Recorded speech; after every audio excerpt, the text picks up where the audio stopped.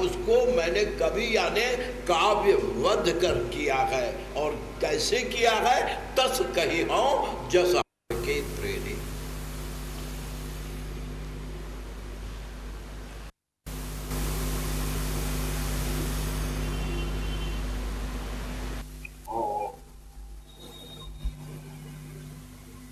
जैसा कि अभी आपने सुना कि गोस्वामी तुलसीदास के सामने कठिनाई ये थी कि उन्हें 4 आचार्यों का मत एक जगह पर उपस्थित करना था और एक दूसरे का विरोध न होने पाए,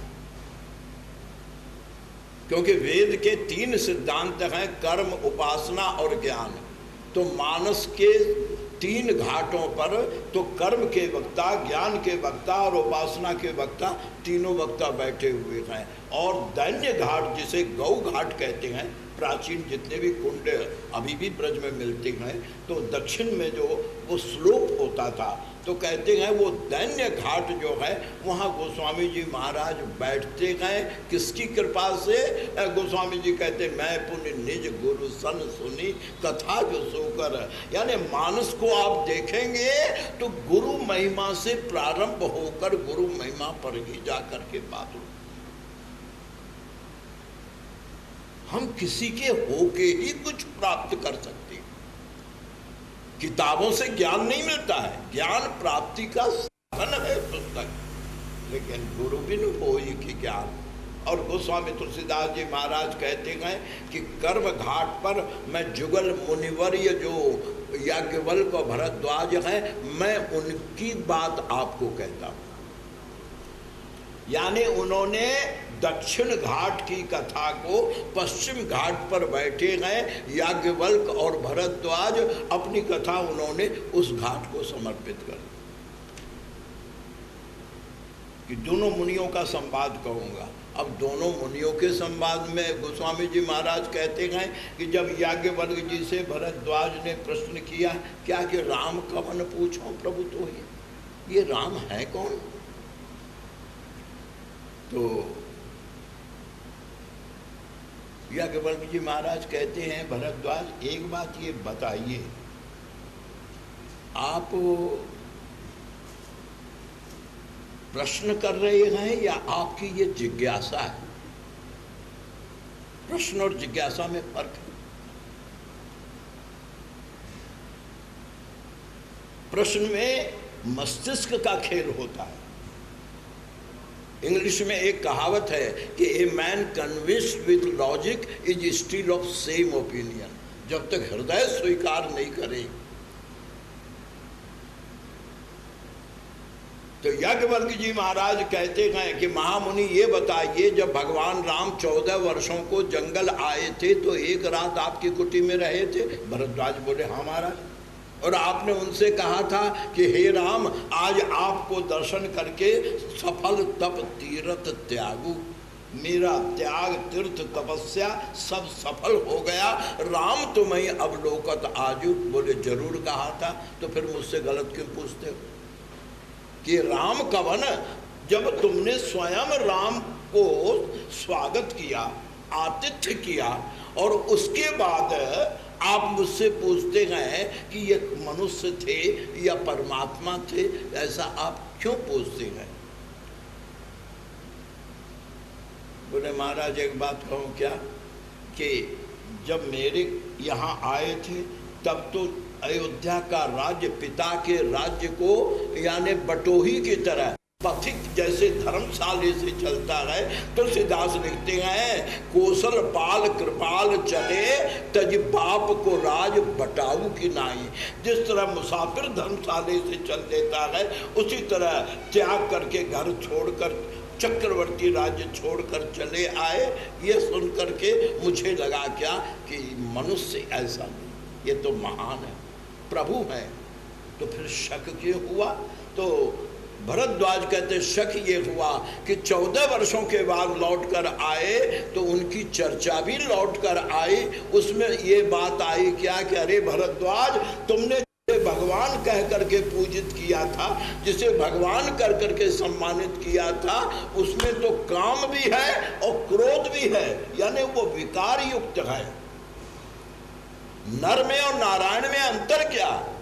हम विकारों से युक्त हैं और प्रभु विकारों से सकल विकार रहित मुक्त है, लेकिन उसमें तो विकार है और विकार में भी काम और क्रोध प्रधान। बोले कैसे? बोले नारी विरह दुख लहे वो पारा। मैंने सुना कि स्त्री के हरण होने पर वो इतना रोए कि दुनिया का कामी से कामी व्यक्ति भी स्त्री के लिए इतना रुदन होकर के पागल न होगा। तुलसीदास को लिखना पड़ा मनहु महाविरही अति कामी। अति कामी शब्द देना पड़ा तुलसीदास को कि इस तरह प्रभु ने सीता के लिए विलाप किया। तो कहते हैं उनमें नारी विरह दुख लहे अपारा और भयव रोष रण रावण मारा। हत्या करने के लिए क्रोध चाहिए, तो रावण को मारा ये सिद्ध करता है उनमें क्रोध भी है। स्त्री के लिए भटके और रोए, इसके माने उनमें काम भी है। फिर भगवान कैसे? अब गोस्वामी जी इस कथा को तीसरी घाट पे डालती हैं। पहले मैं आउटलाइन दे रहा हूं, ध्यान दीजिए। क्या कि याज्ञवल्क्य कहते हैं तुमने सुना ना, देखा तो नहीं ना? राम को रोते देखा? बोले नहीं। रावण को मारते देखा? बोले नहीं। तो सुना। तो तुमने तो सुना, लेकिन किसी ने देखा। नारी विरह दुख लहे अपारा, भरद्वाज आपने सुना है, लेकिन किसी ने देखा। बोले किसने? बोले ऐसे ही संशय कीन। जरा देखिए घाट मोड़ने का तरीका। घाट अलग अलग नहीं होते हैं, एक ईंट में दबाकर दूसरी घाट को बनाते हैं। तो गोस्वामी जी मोड़ कितने चतुराई से रहे हैं। कहते ऐसे ही संशय कीन भवानी, महादेव तब कहा बकान। अच्छा ऐसा क्या? हाँ। अब कथा शंकर पार्वती के घाट पर पहुँचे, और जब शंकर पार्वती के घाट पर पहुँची तो शंकर जी पार्वती को कथा सुनाते हुए कहते हैं, ध्यान देना, सुन शुभ कथा भवानी, रामचरित मानस विमल, कहा भुसुंडी बखान, सुना विहग नायक गरुड़। शंकर जी ने अपनी कथा काग भुसुंडी और गरुड़ के घाट को समर्पित कर दी कि कहा भुसुंडी बखान, सुना विहग नायक गरुड़। आप कहेंगे एक ही कथा के लिए अलग अलग घाटों पर अलग अलग आचार्यों के द्वारा उस कथा के वर्णन का अभिप्राय क्या है? बोले इसलिए कि भगवान वेद ने केवल 3 मार्ग बताए मानव कल्याण को, कर्म, उपासना और ज्ञान। तो याज्ञवल्क्य और भरद्वाज ये कर्म घाट पर बैठे, शंकर और पार्वती ये ज्ञान घाट पर बैठे, काग भुसुंडी और गरुड़ ये उपासना घाट पर बैठे हैं। और प्यारे प्रभु प्रेमियों एक बात ध्यान दीजिए, भगवान शंकर की कथा चलती है गुण में। हर वक्ता की अपनी शैली होती है।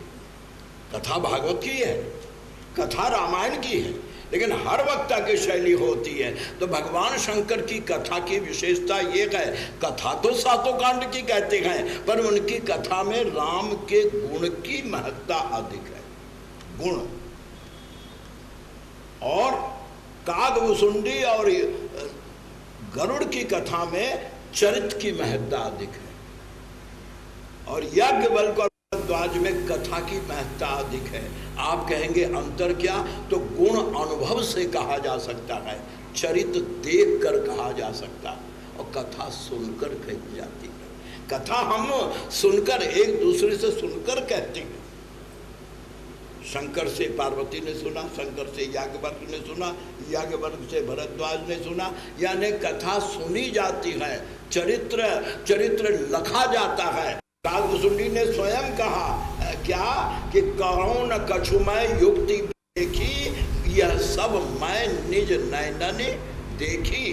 तो कागभुसुंडी चरित्र कहने वाले हैं, वो देख कर कहते हैं, शंकर जी अनुभव से कहते हैं, और याज्ञवल्क्य कर क्यों? उन्होंने शंकर जी से प्राप्त किया। तेसन याज्ञवल्क्य पुण्य पावा।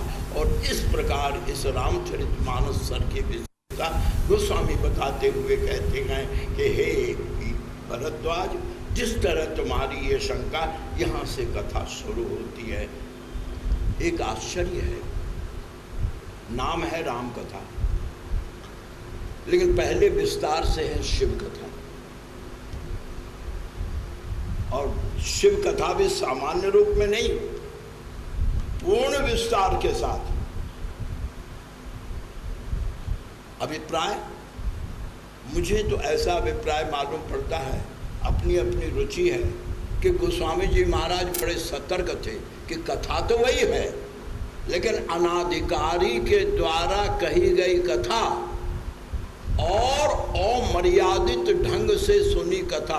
अभी आप कथा में सुनेंगे कि कथा सुनने का पात्र कौन है और कथा सुनने की विधि क्या है। अगर विधि पूर्वक कथा सुने और उसके बाद भी अगर उसका अमंगल नष्ट ना हो तो गोस्वामी जी कहते हैं मैं जमानत लेता हूं। विधि क्या है और श्रोता का गुण क्या है। कथा में प्रवेश करने से पहले वक्ता के लिए तो गोस्वामी जी ने केवल एक बात कही है कि वक्ता का क्या क्वालिफिकेशन चाहिए, वक्ता की योग्यता क्या चाहिए। कहते हैं पुलक गात अरु ये सिय रघुवीरु, ने जिस समय कथा कहे उस समय मन में राम हो, सिय रघुवीरु काम ना हो, कामनाएं ना हो। हम आज भगवान से भी झूठ बोलते हैं। राम मंदिर में सायंकाल आरती के बाद में बड़े लंबे 15-20 दोहे की प्रार्थना होती है, तो आरती के बाद कथा होगी। उस मंदिर का नियम था, बिहार की घटना है। तो मैं आ तो गया था, आरती हो रही थी, मैं भी खड़ा था। तो आरती होने के बाद आरती पुजारी जी ने नीचे देख दी और सब लोग वो दोहे जो रोज के नियमित थे वो पढ़े जाने लग गए। एक भरोसो एक बल श्रवण सुयसु नहीं आए, वहाँ हम भी खड़े देख रहे थे। तो जो मुख्य उसमें बोलने वाला था बोला अर्थ न धर्म न काम रुचि, ये 3 बोल पाया था, गति न चौ निर्वाण। इतने में जो सामने आरती में खड़े थे लोग, उनमें एक कोई धनी परिवार आया था, परिवार से कोई कारण होगा, तो उसने एक 500 का नोट निकाला और निकाल करके ठाकुर जी की देहरी पर डाला। तो जो पंखा चल रहा था तो नोट फड़फड़ाया, वो जो आरती रख गई थी वो नोट थोड़ा उसकी ओर लपका। तो अर्थ न धर्म न काम रुचि, गति न चौ निर्वाण बोलने पर लपक करके उसने नोट को, मैंने कहा ये कहाँ झूठ बोल रहा था। देखो ठाकुर के सामने गवाही देकर कह रहा था, अग्नि की साक्षी में आरती रखी है क्या, अर्थ न धर्म न काम रुचि। तो मतलब क्या है कि आज हम इतना समझौता कर बैठे हैं अपने भीतर, सत्य कहने का साहस हो बैठे। लेकिन ये रामचरितमानस की कृपा है। अगर कह तो मैं राम की कथा रहा हूं, लेकिन अगर इसमें किसी को अपनी व्यथा अनुभव हो तो इसको एक मात्र घटना ही अनुभव करेंगे। व्यक्तिगत रूप से मेरा किसी से कुछ लेना देना नहीं, मैं तो राम गुण गायक हूँ। आइए अब हम आप सबों की अनुमति लेकर के निवेदन कर दें कि वक्ता को तो मैं संक्षेप में इसलिए कह रहा हूँ कि यहाँ बात शुरू करने की है। मानस का मुखबंध क्या है।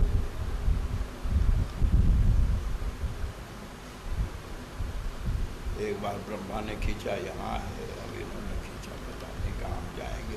खैर आप लोगों की दया है, बड़ी कृपा, बड़े ध्यान के साथ सुनी। रामचरितमानस गोस्वामी श्री तुलसीदास जी महाराज कहते हैं कि मैं दावे के साथ कहता हूँ कि श्रोता अगर इन 5 गुणों से युक्त होकर बैठे और इन 2 विधियों से सुने। क्या? श्रोता, ध्यान देना, श्रोता सुमति, सुशील, सुचि, कथा रसिक और हरिदास। अगर श्रोता ऐसा मिला, क्या? श्रोता सुमति, कतरनी हाथ में ना हो, श्रोता सुमति, सुशील, सुचि, कथा रसिक हरिदास। और सुनने का ढंग क्या हो, गोस्वामी तुलसीदास जी महाराज कहते हैं क्या कि उसी कथा को कह रहा हूं, विधि और कुछ नहीं। धन्य मानस, मानस में केवल एक विधि है, वो क्या, कहामो कथा। गोस्वामी जी कहते हैं कि कहामो कथा सोई सुखद सुहाई। फायदा होगा, जरूर होगा। क्या करें, गोस्वामी जी कहते हैं बस दो विधि का पालन करना। यहीं से कथा शुरू होगी, इसे ध्यान में रखेंगे। क्या कि कहामो कथा सोई सुखद सुहाई, सादर सुनहु सुजन मन लागे।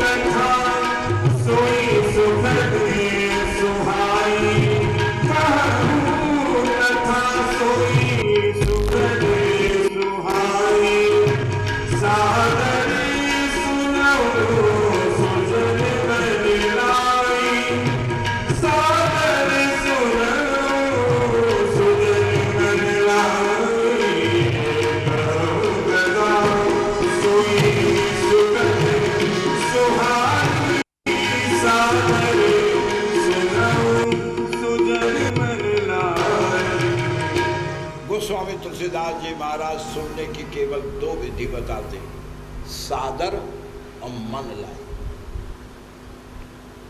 आज देश के छोटी से छोटी के विद्वानों की कथा टीवी पर होती है,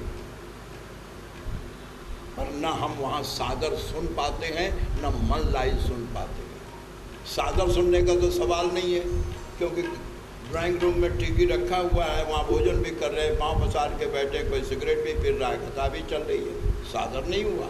और मन लाई इसलिए नहीं, अगर कोई ज़रूरी आदमी आ गया तो तुरंत स्विच ऑफ करके उससे फाइल लेकर बात करने लग गए, मन लाई भी नहीं। जिस तरह टीवी में गंगा देख करके हम दर्शन कर सकते हैं पर नहा नहीं सकते, टीवी की गंगा में हम नहा नहीं सकते हैं, उसी तरह से जो टीवी की कथा है उससे कल्याण होने की संभावना तो इसलिए नहीं है क्या, न सादर बनेगा वहाँ और न मन लाई बनेगा। और गोस्वामी जी केवल दो ही शर्त रखते हैं, बाकी कोई विधि करो न करो ये तुम्हारी भावना है। गिरधर की मूर्ति तो हर मंदिर में है, न जाने मीरा की आंख में कौन सा ममीरा लग गया कि उसे पत्थर में भी परमेश्वर नजर आया। तो ये तो भाव है। और रामचरितमानस में यहां आप रखना न कभी पांव, यहां सिर लिए हुए, यहां दिमाग से प्रवेश नहीं करना है, क्योंकि दिमाग से प्रवेश करने वाले बड़े बड़े शोधकर्ता अंत में मुंह ही खाकर गिरे हैं, क्योंकि किसी निर्णय पर नहीं पहुंचे। कांड इसके 7 हैं, लेकिन मानव जीवन के 3 खंड हैं, निर्माण, व्यवहार और उपसंहार यानी क्रिया। बाल कांड मनुष्य का निर्माण है। अयोध्या कांड में मनुष्य का व्यवहार है और अरण्य से लेकर के उत्तरकांड में यह उपसंहारक है कि उस व्यवहार के बल पर आदमी ने केवल बंदर भालुओं को इकट्ठा करके दुर्दांत दानवों पर, सोने की लंका के रावण पर किस तरह विजय प्राप्त कर। हारने का नाम हारना नहीं है, हिम्मत हारने का नाम हारना। आगे चले बहुरी रघुराया।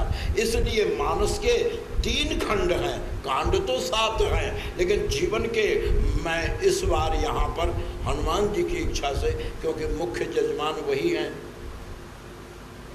और दुनिया वाले जजमान कथा सुनकर तब विदाई करते हैं और हनुमान चालीसा में फल पहले ही है। श्री गुरुचरण सरोज रज निजमन मुकुर सुधार बरनौ रघुवर विमल जस जोदायक।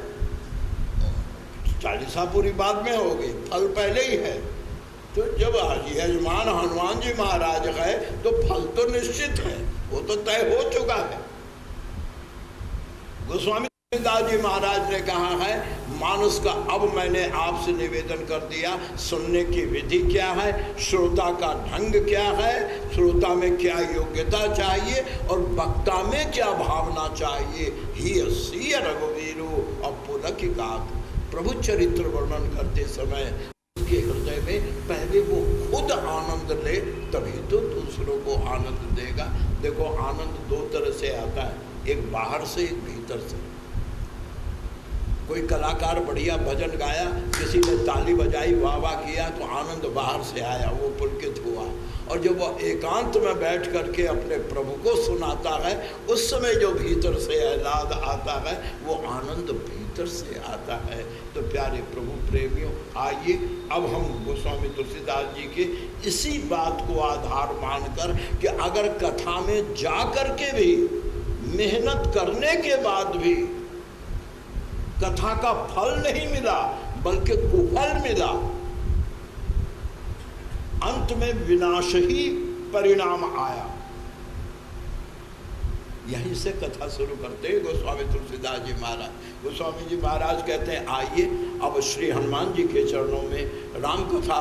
तुलसीदास जी महाराज कहते हैं, कथा कैसे शुरू होती है।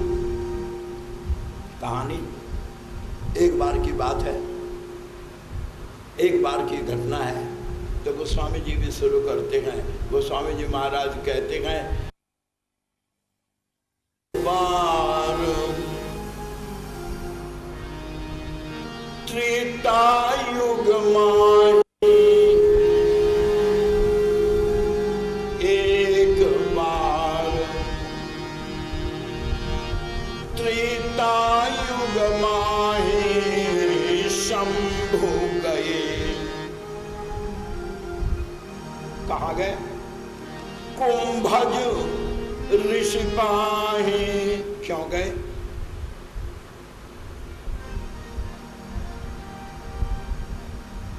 इसका एक कारण तो पौराणिक है कि भगवान शंकर के माने पड़ोसी थे अगस्त जी, काशी में ही थे।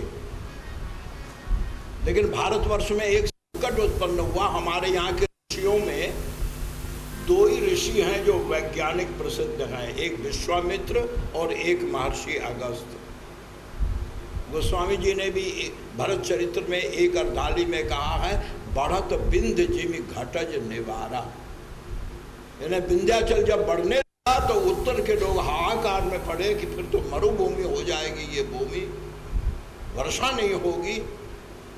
तो लोगों आर्यों की पीड़ा अनुभव करके अगस्त जी महाराज काशी से चले, विंध्याचल के पास पहुँचे। विंध्याचल ने अगस्त को देखा तो श्रद्धा में झुककर प्रणाम किया और पौराणिक लोग कहते हैं कि झुके अब विंध्याचल को। अगस्त जी ने ये कहा कि ठीक है, मैं लौट कर आता हूँ, तब तक इसी तरह रहना, जब तक मैं नहीं वापस आऊँ इसी तरह रहना। इस तरह बेचारा इसी तरह पड़ा। क्यों कि अगस्त जी लौटे ही नहीं, दक्षिण में दंडकारण्य के पास आश्रम बनाकर रुक गए और वहीं अपनी प्रयोगशाला प्रारंभ कर दी।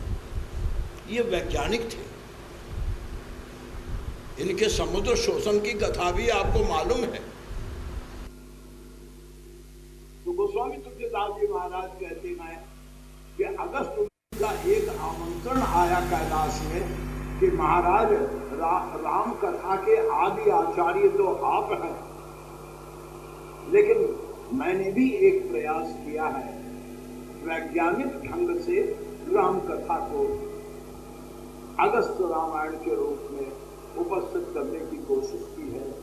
उसके उद्घाटन के लिए, उस कथा का उद्घाटन माने श्रवण, उसके लिए मैं आपको सादर आमंत्रित करता हूं।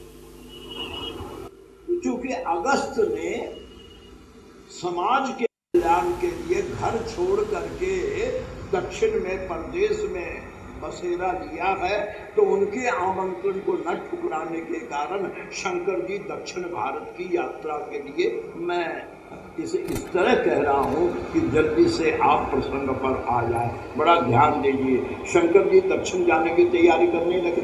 अब कथावाचक को दूसरे कथावाचक का बुलावा आवे तो ये तो एक सम्मानजनक बात है, वो तो घर की बात, जाना पड़े। पहुंचे तो क्या अकेले गए? नहीं। अब इसे जरा ध्यान से देखें पारिवारिक लोग। जब भगवान शंकर दक्षिण यात्रा की तैयारी करने लगे तो भगवती सती, बड़े बाप की बेटी, बड़े ध्यान से सुनना, दक्ष प्रजापति की बेटी है।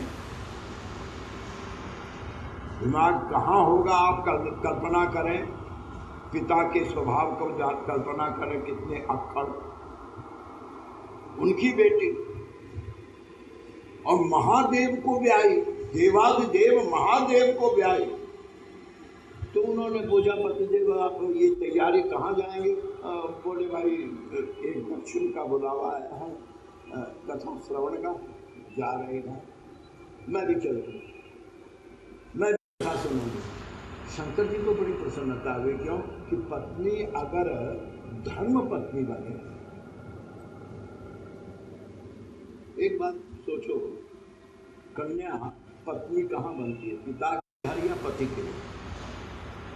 पत्नी तो पिता के घर ही बनती, कन्यादान तो वही होता है। लेकिन जब वो ससुराल के देहरी पर पहुंचती है और अन्न कलश धकेल करके कि अब सारे संसार का सुख इस परिवार में ही समर्पित करना मेरे जीवन का लक्ष्य होगा, यह कहकर के जब गृह प्रवेश करती है तब वो गृह पत्नी होती है। फिर पति की अनुगामिनी जब वो बनती है तब वो पत्नी होती है। लेकिन जब पति को धर्म मार्ग में प्रेरित करती है,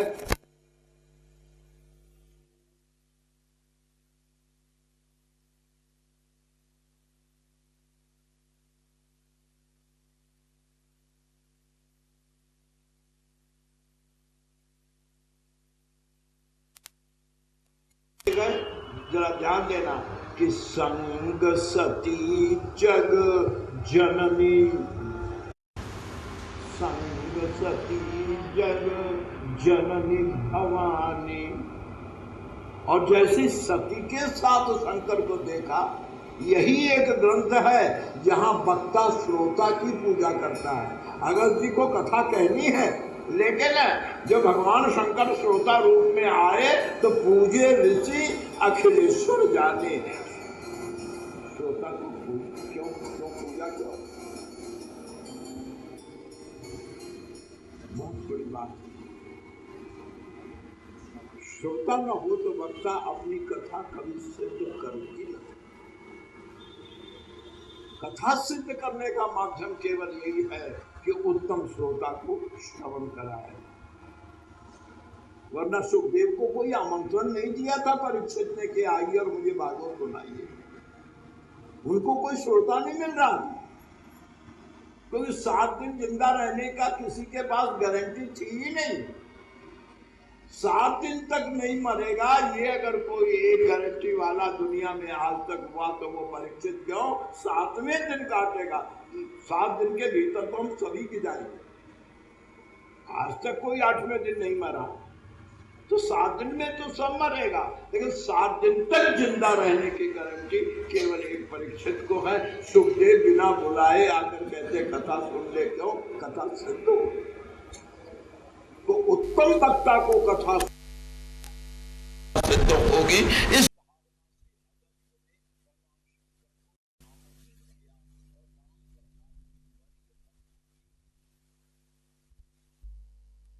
वैज्ञानिक कथा है।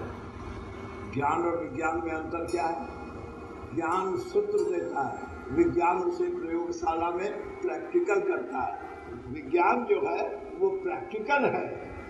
गोस्वामी तुलसीदास जी महाराज कहते हैं भगवान शंकर कथा सुन रहे हैं, क्योंकि ये विज्ञान की कथा है, गजब हो गया। भगवान शंकर को सुनाते सुनाते अगस्त्य मुनि कहते हैं क्या कि महाराज कथा वर्तमान में आ गई। कहाँ? दंडक वन विचरत अविनाशी। आप जो कथा सुन रहे हैं वह कथा दंडक वन में हो रही है। विचरत क्यों? बोले पिता वचन तजि राज उदासी दंडक वन विचरत। विचरत सुनते ही भगवत कथा सुनने के बाद स्वाभाविक इच्छा क्या? दर्शन, भगवत मिलन, साक्षात्कार। तो भगवान शंकर ने सुना कि दंडक वन विचरत यानी पास में ही है। याद है कि अगस्त आश्रम से दंडक वन दक्षिण में, क्योंकि अगस्त जी ने कहा था राम से कि दंडक वन पुनीत प्रभु का रहो। इसके माने दंडक वन के बॉर्डर पर हैं अगस्त जी महाराज। तो राम जी दंडक वन में लीला कर रहे हैं और भगवान शंकर अगस्त जी से कहते हैं क्या कुछ जरूरी काम है, घर जाना जरूरी है, यहीं तक की कथा नहीं, शेष फिर सुनिएगा। मुनिसन विदा मांगी, कथा समाप्त नहीं हुई। मुनिसन विदा मांगी त्रिपुरारी, बहाना क्या? चले भवन, कुछ जरूरी काम है। उद्देश्य क्या है? उद्देश्य क्या है? शंकर ओरा दिछोभ, कथा से साथ साथ चले गए। उद्देश्य क्या है? प्रभु का दर्शन। भय क्या है? भय क्या है? अगर मैं जाकर मिलता हूं तो प्रणाम करना होगा और गए जान सबको। मेरा जाना राम के माधुरी लीला में बाधक बनेगा, न जाऊं। बोले ना, मन डर लोचन लालची। प्यारे भक्तों, सीता हरण के कई कारण हैं, पर गोस्वामी जी यहाँ एक अद्भुत कारण देते हैं। शंकर के मन में ये क्षोभ हुआ क्यों कि प्रभु मैं दक्षिण की ओर अगर आपसे मिलने जाता हूँ तो अगस्त मुनि कहेंगे आपका घर तो कैलाश है, उत्तर है, ये दक्षिण कहाँ जा रहे हैं? ये दक्षिण कहाँ जा रहे हैं आप? तो मैं तो दक्षिण नहीं जा सकता और आप उत्तर आ नहीं सकते, क्योंकि जिस दिन राम ने अयोध्या छोड़ी मानस में 2 बार उत्तर शब्द है। एक बार भरत के आगमन में उत्तर दिशि देखत भय, और एक बार लंका विजय के बाद उत्तर दिशि विमान चलावा। यानी इतना त्याग किया राम ने कि कभी पलटकर उत्तर को नहीं देखा। तो राम उत्तर की ओर नहीं आ सकते और शंकर दक्षिण को नहीं जा सकते, केवल मिलना। प्रभु ने क्या कृपा की? अपने ऊपर दुख ओढ़ कर भक्त की इच्छा पूर्ति करते हैं। क्या दुख ओढ़ा? ते ही समय, इन द मीन टाइम, जिसको कहते हैं ते ही समय जाए जब शीशा करछल मूढ़ हरि वैदेही, प्रभु प्रभाव तस विदित न ही।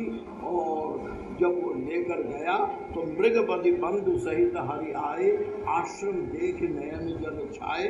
अब सीता की तलाश में चारों दिशाओं में, क्योंकि अब ये शब्द नहीं है कि जानकी को किधर ले गए, तो चारों ओर तलाशते हुए जब राम उत्तर से लौट रहे हैं निराश कि इधर तो कोई पहचान नहीं, तब शंभु समय से ही राम आते हुए राम को विरह नाट्य में सती ने भी देखा, लेकिन सती के मुख से निकला क्या? आ बेचारा। शंकर जी ने कहा बेचारा? बोले हाँ। माता पिता ने घर से निकाल दिया, पत्नी को साथ लेकर आया, वो भी साथ छोड़ गई, अकेला भटक रहा है, कितना दुखी है। ध्यान दीजिए, लीला एक है, लेकिन सती देखकर मन में सोचती है क्या कि कितना दुखी है। लेकिन गोस्वामी जी कहते हैं शंकर जी ने देखा, तो गोस्वामी तुलसीदास जी कहते हैं शंभु समय ते ही रामय देखा तो उपजा ही अति हरस भी देखा। मुझे दर्शन देने के लिए स्वयं कष्ट, स्वयं रुदन का अभिनय करना पड़ा। तो जय सच्चिदानंद जग पावन अस गई चले मनोज। अगर सादर और मन लाई सती ने कथा सुनी होती तो ये झगड़ा शुरू नहीं होता। जैसे ही भगवान शंकर सच्चिदानंद कह करके चले और तुलसीदास जी महाराज कहते हैं कि अब भगवान शंकर सती के साथ जा तो रहे, लेकिन बार बार पलटकर श्री राम को तुलसीदास जी के शब्द हैं क्या कि चले जात शिव, चले जात शिव सती समेता। शरीर से सती के साथ चल रहे हैं, लेकिन अब गोस्वामी जी कहते हैं पुनि पुनि पूल कत कृपानी के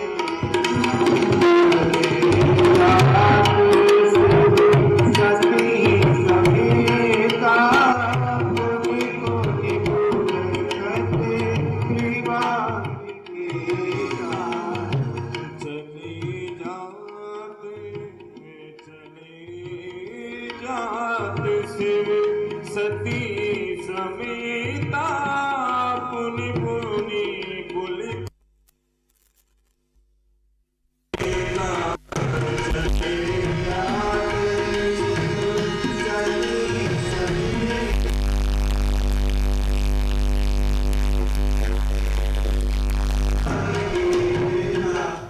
प्यारे भगवत भक्तों, सती के मन में धारणा बैठ गई थी कि यह व्यक्ति अत्यंत दुखी है, लेकिन अपने पति को देखिए विचारों का मतभेद। अपने पति को पुनि पुनि पुलकत कृपा निकेता। तुलसीदास जी कहते सती सो दशा शंभु कह देखी। उनको राम से कोई लेना देना नहीं था, लेकिन अपने पति को इस तरह एक राजकुमार के प्रति समर्पित होते देख करके मन में विचार करती है। देखो सती ने, यहाँ मैं क्षमा मांगकर भगवान शंकर से कहूंगा, सती ने बाहर नहीं कहा कि मुझे राम पर संदेह, वो अपने मन में सोच रही है। तो पति पत्नी अगर आपस में विवाद करते हैं तो मन में तो लाखों बातें सोचते हैं, लेकिन भगवान शंकर सर्वज्ञ होने के नाते सती जो मन में सोच रही थी उसको जानकर एक कर बैठे। यहाँ पुरुषों को गोस्वामी जी पारिवारिक जीवन में शिक्षा दे रहे हैं। क्या भगवान शंकर कहते सती मैं तुम्हारी भावना समझ रहा हूं, तुम शायद मुझे मूर्ख समझ रही हो, लेकिन इसमें तुम्हारा कोई दोष नहीं। क्यों? तुम्हारी जाति ही ऐसी। बस ये वाणी का चोर। भगवान शंकर कहते सुनई सती तुम गलत हो अगर कहती तो ठीक है, लेकिन कहते हैं सुनई सती तब नारी स्वभाव, आखिर तो औरत की जाति। संशय असन धरिए उड़काओ। बस मैंने पहले आपसे कहा बड़े बाप की बेटी।